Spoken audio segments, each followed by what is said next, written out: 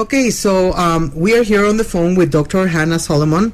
I've told you a little bit about her and the work she's doing about nasal congestion. As a matter of fact, the information I shared with you about complementary medicine is some information that she gave me. And she's right now on the phone. I'm calling her in her home base, Missouri, and she's in Columbia, Missouri. And we are all very thankful that she's giving us the time to share the importance of doing the nasal cleansings. So, first of all, Dr. Solomon, Dr. Hana, I want to thank you for accepting this interview today. And pleasure. I want to start asking you, how does the sinus project start on anybody? I mean, why do we get sinus projects? Good question. The way that the sinuses are built in our head, it's actually a closed cavity, like a cave. It's a bony cave. Totally, walls, floors, and ceiling are all made out of bone, except for one tiny little opening that is 1/4 of an inch large in an adult. So in a child, it's even smaller. And then that opening is the way all of the mucus exits the sinuses, and the sinuses make 1 pint to 1 quart of mucus per day. So if you have allergies, if you're exposed to pollution, if you have reflux from the stomach, if you're on certain medications, it causes the mucus to get thicker and the swelling of the tissues, and so that opening that was 1/4 of an inch is even smaller, and oftentimes it gets plugged. And then you have a backup of the plumbing. It's not allowed to clean itself.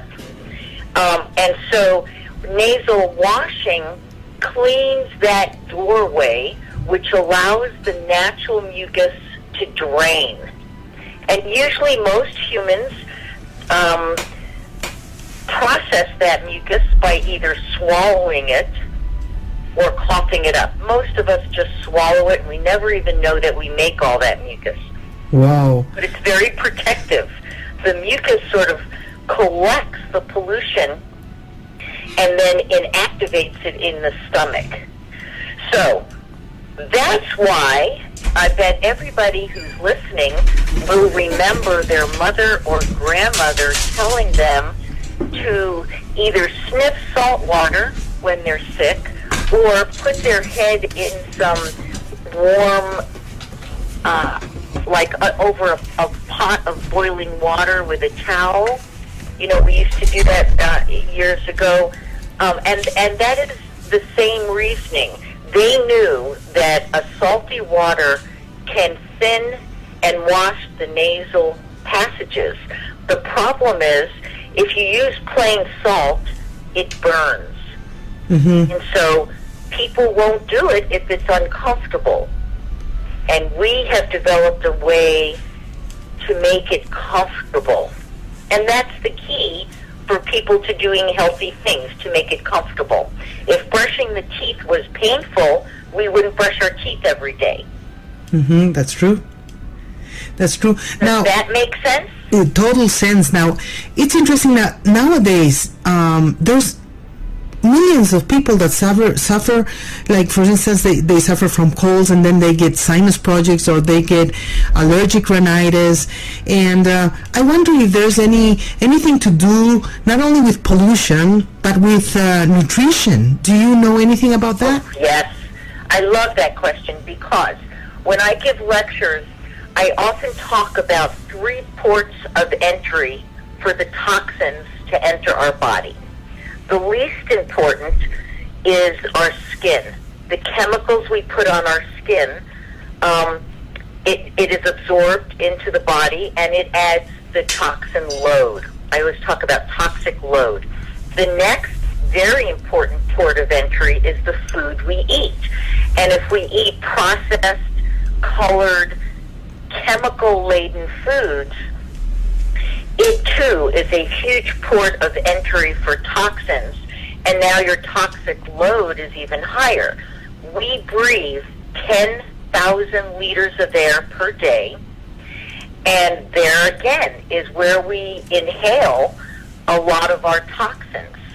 So if you clean the diet and you clean up the poisons that you put on your skin, and you clean your nose on a regular basis, you dramatically decrease the toxic load. So the basic function of the sinuses is to help us get clean of toxins. Is that the main function of the sinuses? Well, the sinus is the main function. We don't really know. But we do know that it produces a lot of mucus, which helps protect us. The reason that it's really an empty cavity, and I should say there are 4 sets of sinuses in the human head. 2 sets are in a newborn baby, and over the years, the baby develops the other 2 sets. But the most commonly infected sinus cavity is the maxillary sinus.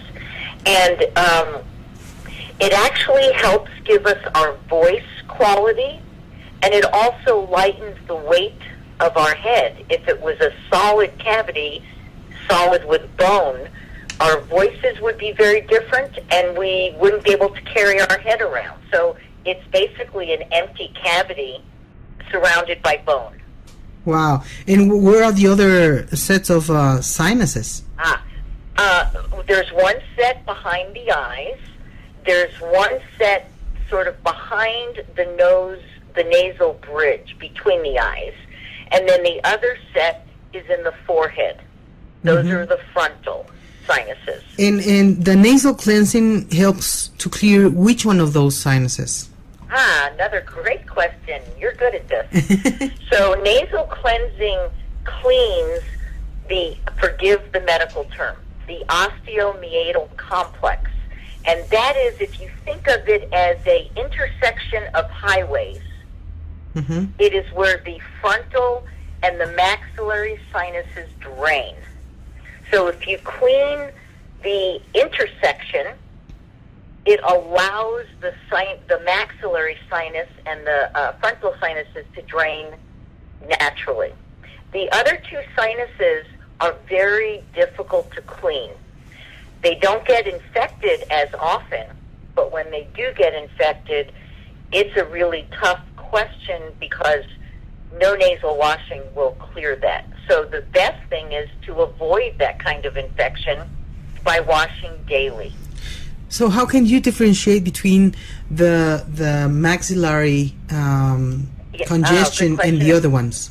It's mostly doctors do it on the clinical picture. That means if you came to see me, I would ask you questions about where it started, where the discomfort is, what your symptoms are, and as I examine you, I would be able to tell which ones are involved. I would predict a certain set of sinuses are involved, but the only way to know with 100% certainty is to do a CAT scan, but nobody would do that because of all the radiation involved. Yeah. Now, it seems that the sinus project symptoms and the allergic rhinitis symptoms are very similar. What's the difference between one and the other? In name, if the person has mostly nose issues, and it's always related to the exposure to allergens, and they get congested and they get stuffy and drippy just in their nose, the doctor calls it allergic rhinitis, allergy of the nose. But in reality, Gloria, you've heard that American saying the hip bone is connected to the knee bone. To separate it, if somebody has allergic rhinitis, you can bet that the sinus opening is congested, and probably the sinuses are a bit congested as well.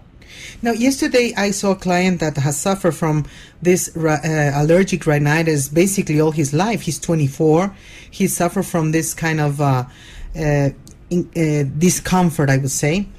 And, he's tired of it. He's tried antibiotics. He's tried all sorts of chemical medicine, and it has not really helped him heal and overcome.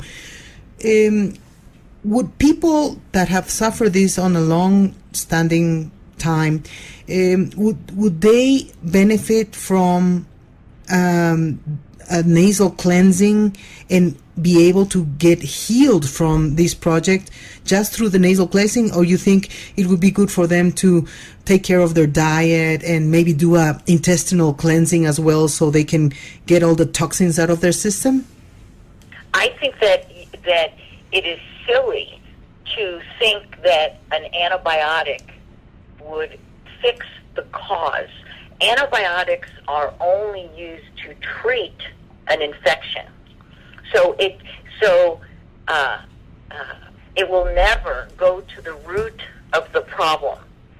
Nasal cleansing has been shown with many studies. If you use the correct salt mix, for example, a hypertonic and buffered, which means very salty, but it doesn't burn, that mixture has been shown to remove 80% of the allergens in the nose as compared to, for example, neti salts. Mm-hmm. So we know that if your client that you saw yesterday was using a good nasal wash twice a day, he would be removing at least 80% of the troublemakers. Mm-hmm. And then if he cleans his diet, then over time his body will not be so sensitive to those allergens. When he's exposed to those allergens, it won't tip him over into becoming very symptomatic. Now, is the sinus projects or the allergic rhinitis, is this an immune deficiency involved problem? It is an immune problem, but not a deficiency, an overreaction, a hypersensitive reaction.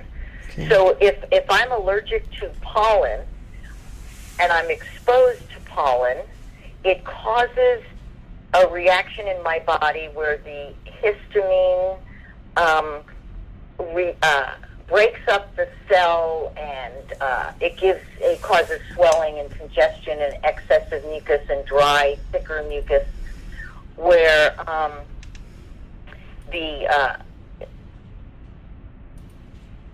so that would be helpful. What happens is, if I'm allergic to pollen and I clean up my diet, then the next time or a few weeks later, if I'm allergic to pollen, I will not be as sensitive. Mm-hmm. What do you Sense? Yes, it makes sense. Now, I have seen, and I believe I was sharing with the audience what happened to me with the Sinus Project and using your product and also doing the vaporizations with eucalyptus and ear candling that also helped me to clear everything. And now I believe I'm healed because I don't have that choking thing in my throat. Now, do you believe that we don't need necessarily antibiotics to be healed from the sinus projects or the allergic rhinitis? Well, definitely not from allergic rhinitis. You should only use an antibiotic if you have a definite infection.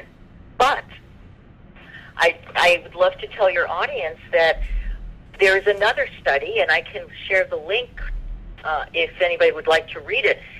They looked at thousands of patients who had documented bacterial overgrowth in their sinus cavity. And they took that large population, and half of them were treated with an antibiotic, and the other half were taught how to do nasal irrigation. 80% of the people who did nasal irrigation were perfect in 3 weeks without the antibiotic. Wow, that's a lot. It's a lot. And why is that? I believe it's because if you allow the body to naturally drain the sinus cavity, then the body takes care of it. Mm-hmm. Yeah, if you can send me through the email, maybe the link, I would love to post it on our Facebook and our webpage and everything for people to know and read about it, because sometimes skepticism comes and says, no, this Sure. this is an infection, and we have been taught that if you have an infection, you need antibiotics. No. In fact, 20 years ago or 30 years ago, when I was in medical school, that was the belief. But now we know, even ear infections in children, unless the baby is, within 3 months of being born, unless they have a high fever, let's say a 5-year-old who has ear congestion and they go to the doctor and the ear looks red when the doctor looks in, that child does not need an antibiotic. So how would you treat those ear infections? How what? How would you treat the ear infection? With cleansing.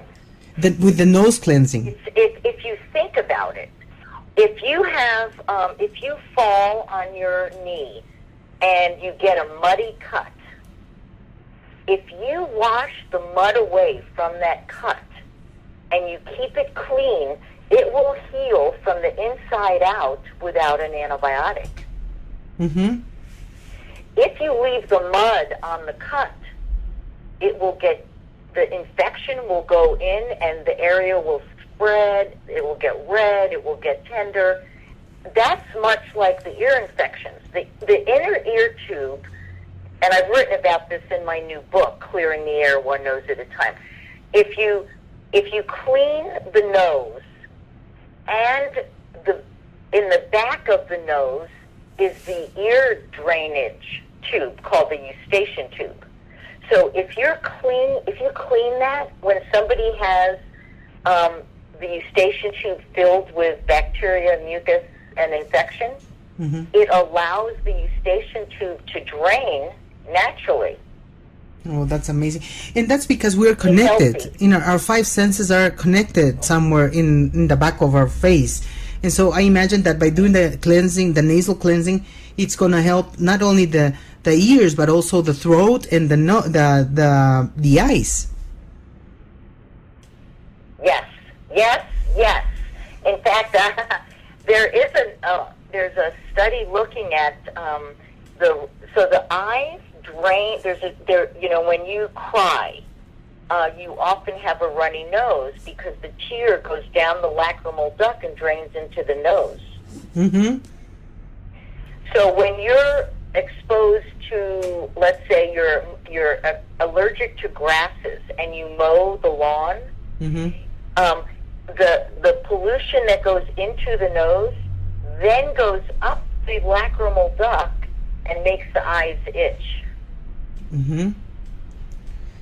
So cleaning the nose cleans the ears, cleans the lacrimal duct of the eyes, cleans the sinuses, and cleans the throat. It also reduces, if anybody has asthma, it reduces the number of episodes and the amount of medications one needs for asthma. Amazing. Now, you mentioned something about the salt, the kind of salt that should be used. Because a girl, a listener wrote me and she said, "Oh, do you think I can do the cleansing with chamomile water and grain salt?" And I said, "Ouch. The grain salt must probably is going to hurt." But, you mentioned that it has to be a specific kind of salt. Can you mention, because a lot of people use the table salt, to do the cleansing. You should never use table salt because it has iodine. It has iodine. So what kind of salt is the adequate to do the nasal cleansing?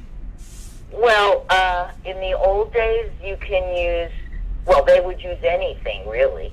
But because I have always been focused on trying to make this so comfortable and effective, we use a pharmaceutical grade sodium chloride, which is a very, very, very fine particle. There's no trace elements in it. It's just a pure salt, same that's been used in the operating room for 40 years. And then we add a very high-grade buffering, which allows people to use it very salty, but it is so buffered that it doesn't burn. And when you use this mix, It's soothing, but it also kills germs. It removes 80% of the allergens. It shrinks swollen membranes. It thins the thick, sticky secretions. And it improves the little filtering of the hairs 17%. Oh, that's amazing. That's really, really amazing. And do you think that this solution can be improved in order to take not 80%, but 100% of the allergens? That's interesting. Well, we'll have to work on that. But what we know is that you are not as sensitive if you start eating the healthy foods and you do other cleansing. So what kind of foods would need to be avoided for somebody that wants to get healed from this kind of projects of, either the sinus projects or the rhinitis? That is really a specific to a person. Mm-hmm. I can list common things, but each person is different. If somebody, in my practice and in my life, I have found that if somebody is allergic to airborne, for example, tree pollen or ragweed or other airborne allergens, mm-hmm. then they are most likely allergic to some foods. The common foods are wheat, sugar, nuts. The list is very long, and it really depends on the person. Mm-hmm. If they've never had soy, then and they drink a lot of milk, then most likely they have developed an allergy to milk. Mm-hmm. And they can use soy as an alternative.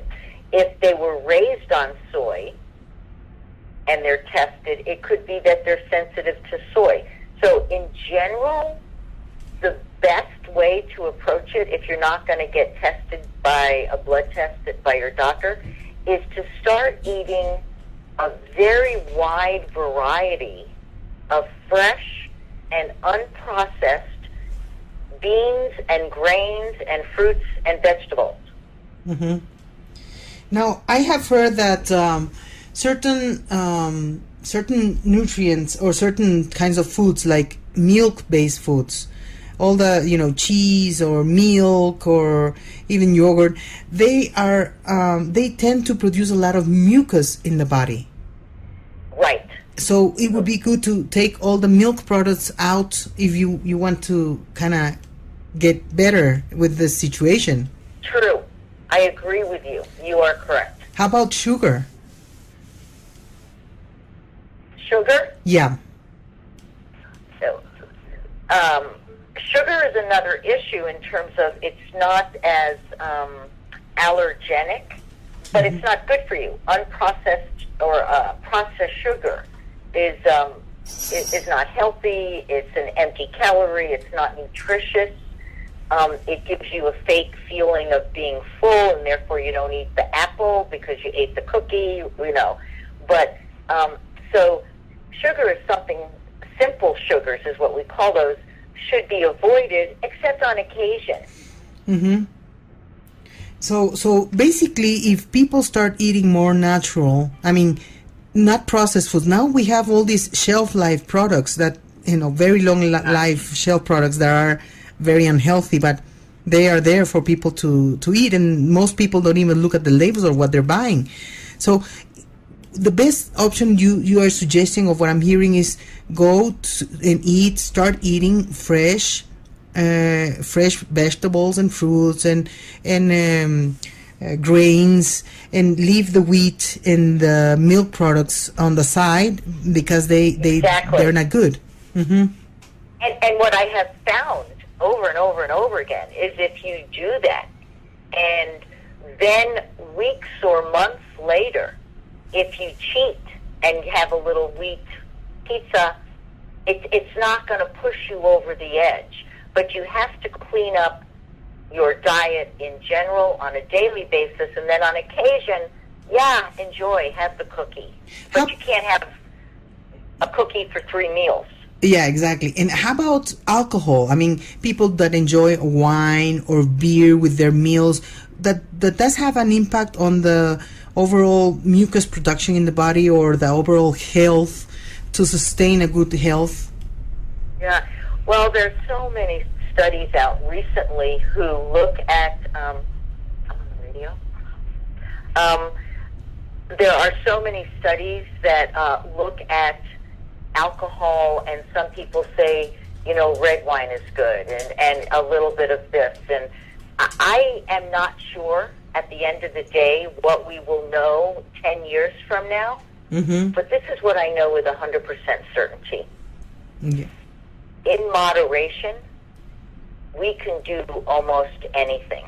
Mm-hmm. An occasional wine, an occasional beer, who cares?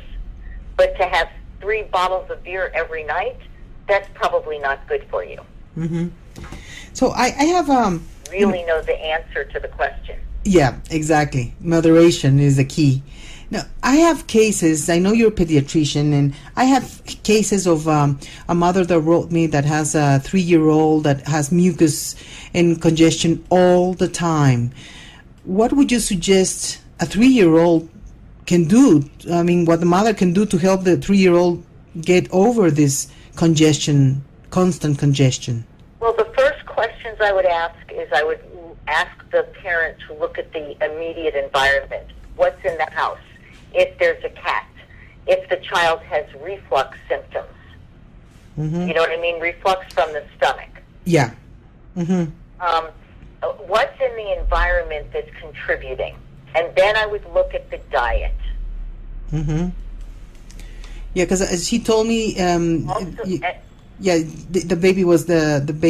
child was drinking milk, regularly, and so I suggested to get the baby off the milk.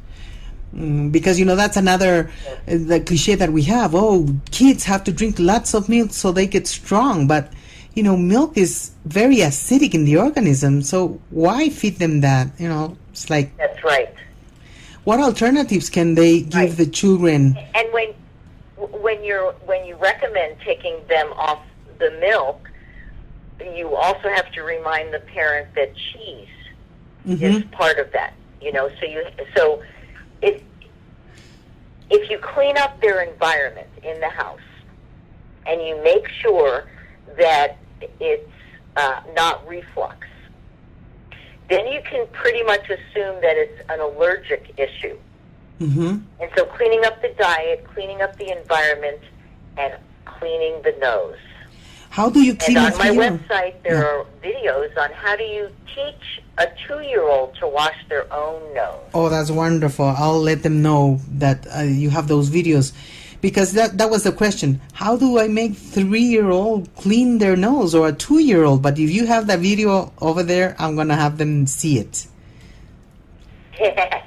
So they love it. You have to.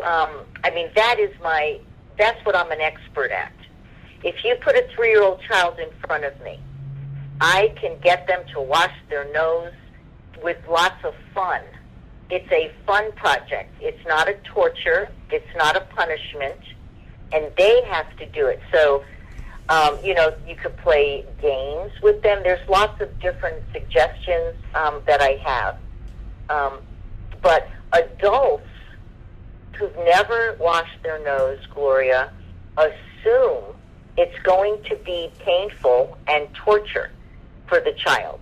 Mm-hmm. If the adult has washed their own nose and they feel comfortable doing it, then you and I know how telepathic children are. Mm-hmm. If they know that you feel comfortable doing it and they watch you do it, they would be more prone to try on their own. Mm-hmm. Now, I have another question regarding people who have congestion in their noses because they have their nose, the cartilage in their nose is deviated a little. What can be done in the case of people who don't want to have the surgery to get their cartilage taken care of? Oh boy, you know what? What's very interesting about that question is that I think, first of all, Gloria, I think you would agree with me that every human being has one hand larger than another. One foot is slightly different than the other. And ears, nose, and throat doctors, if you go to them and they look in your nose, if the septum, the part that splits the two nostrils, if it's not perfectly basically perfectly in the middle, they diagnose you as deviated septum. Mm-hmm. And it is usually not a surgical requirement. Now, if I'm a football player or a wrestler and I've had my nose broken 7 times, that's a different story. But if you tend to have congestion on one side more than the other, and you have a slight deviated septum, nasal washing will take care of the congestion on that one side. Mm-hmm. I personally would not let somebody do surgery on my nose if washing would solve the problem alone. Mm-hmm. Why would anybody go under the knife unless absolutely necessary? Exactly. Yeah. And so this is that's one of the questions of people that had when I mentioned I was going to interview you, and they were, saying, I have congestions, I have this, how do you say the deviation of the what? You said the septum? What was it? septum. It's the name of the cartilage. Okay, there you go. The 2 nostrils. Mm-hmm. Yeah, and so it's been interesting because they gave me some interesting questions for me to place to you that I might not consider because I don't have that issue. But so it's interesting because there's this is a case for many people that have this situation, and they don't know how to approach it. And so let me clarify. When you have a deviated septum, the wall, the partial wall that separates one nostril and another nostril, mm-hmm. so it's leaning over a little bit more to one side. So that's not a problem. But if you have congestion on top of that, then the opening gets even smaller because mm-hmm. the wall is leaning a little bit. So washing is even more important. Okay, now, like for instance, I have never washed my nose until I had the sinus project this summer. I never in my life had the need to wash it, or so I thought. Is with the kind of world we're living, full of pollution in every way, food pollution. You mentioned something that I didn't consider was the skin, the things we put on the skin that can cause congestion and create the toxins in our body. That's really helpful for me to know. But is this something that everybody should do, or is this something that anybody that has a tendency to have difficulty with their congestion in the nose need to do? Boy, you give me great questions, Gloria. How fun. So here's my answer. Or I'm going to let you decide what the answer is. But number one, it's easier to learn how to wash when you're not congested. Number two, we breathe 10,000 liters of air per day, which includes pollution and allergens and viruses. Does it make sense to brush your teeth only when you get a place that's sensitive and you think you have to go to the dentist, and so you better start brushing your teeth because you have a dentist appointment? Or is it better to learn how to take care of your teeth when they're healthy, to keep them healthy, and when you go to the dentist, it's only for prevention? Mm-hmm. It is my humble opinion that because humans live in a different world, if we were talking about 300 years ago and we didn't have so many chemicals and pollution and we ate from the gardens that we grew our food from, I don't think we have to wash our nose every day. Mm-hmm. But we don't live in that world anymore. So, for example, during cold and flu season, influenza can be a deadly virus. And we know that washing the nose on a regular basis during cold and flu season greatly reduces the number of infections one develops. Mm-hmm. So it is my opinion that you should clean the filter every day so you don't get sick. But the way humans are programmed, Gloria, most humans will only start washing when they get a problem. And to be honest, my experience over the last 30 years is then when they get better, they put the nose wash away until the next time they get sick. And on the third episode of illness, excuse me, then they start using it every day. Mm-hmm.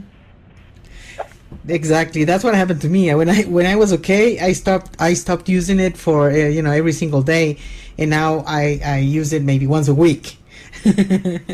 Because that's how we are. It's like, I feel okay, I don't need that. But because we are not programmed to do preventive medicine. We are the kind, even I do preventive medicine, but even I have been programmed to use it when I get sick, which is not good. I mean, we have to reprogram ourselves for the benefit of preventive medicine and start actually using it more often. Do you think every day is good enough, or can it be every other day, or at least twice or 3 times a week for anybody that's 2 or 3 healthy? times a week is better than not at all. Mm-hmm. Like brushing your teeth 2 or 3 times a week is better than not brushing at all. Mm-hmm. And I'd love to point out something else, because somebody in your audience may be thinking, is it healthy to wash your nose every day, or are you removing the good protective mucus? Yeah. And my answer is, it's very healthy to do it every day.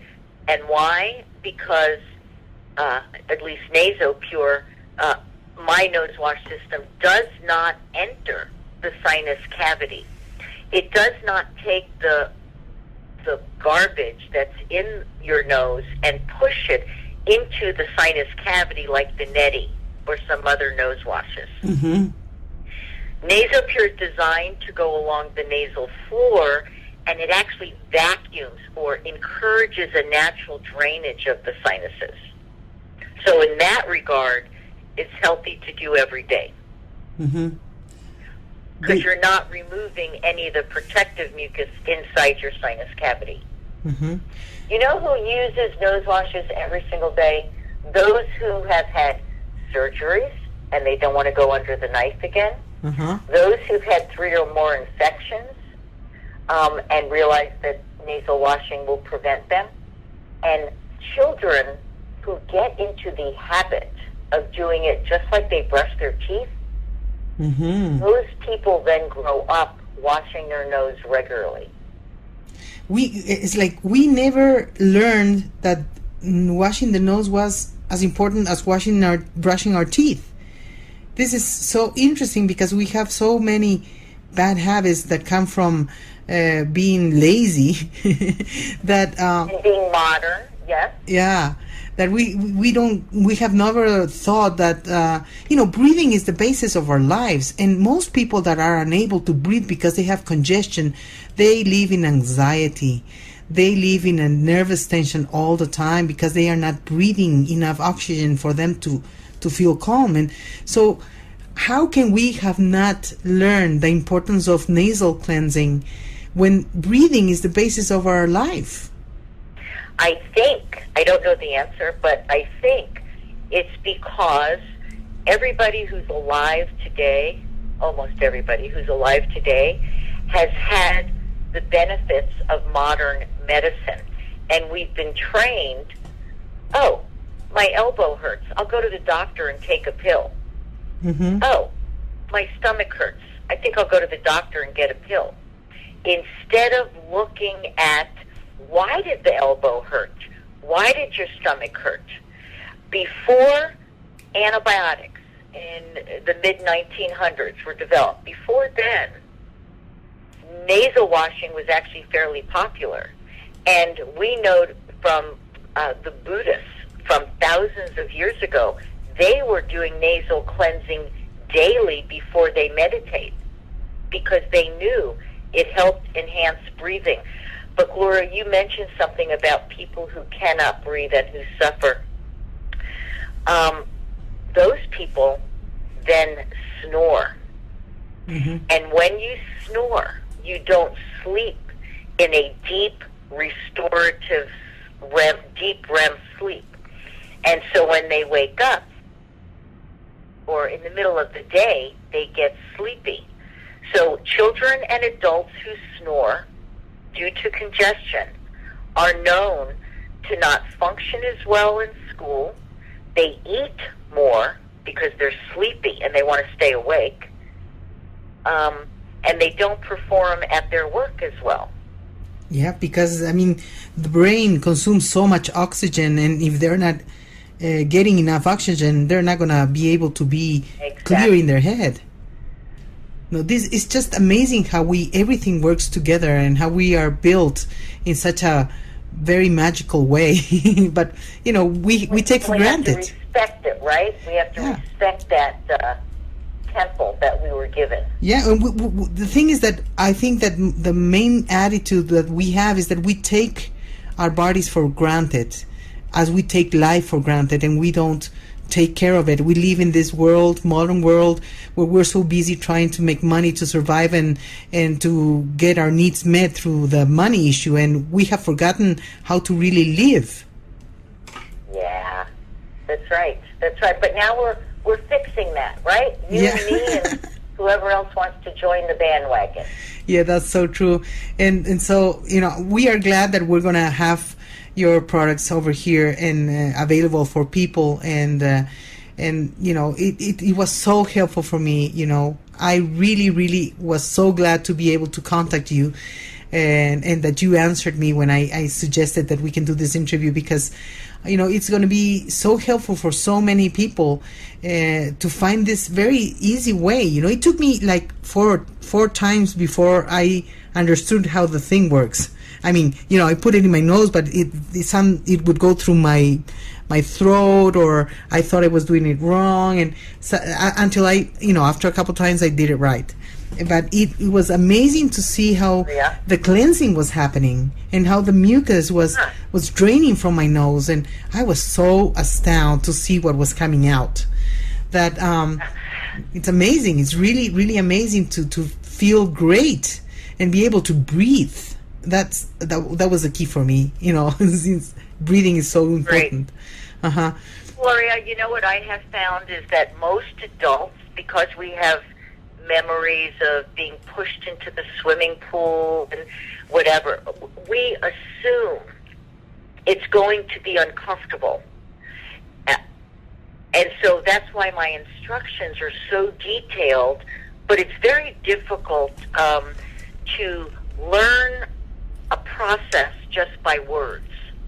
If you were to watch somebody do it and then they talk you through it, it's easier. But you know what I want to point out is that in my experience, anybody under the age of 10 or 12, you give them the bottle and they do it automatically. They know how to hold their breath and they do it perfectly on their own.